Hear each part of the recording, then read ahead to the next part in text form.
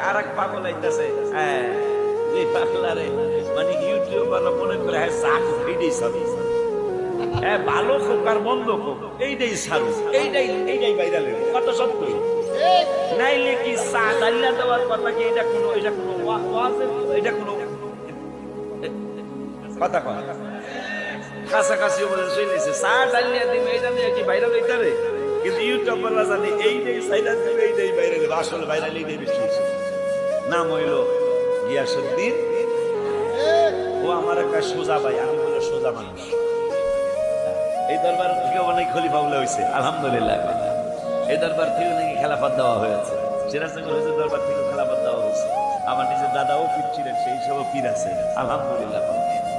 হিংসা করলে লাভ হইব আল্লাহ যদি কেউ দয়া করে ঠিক কিনা বাবা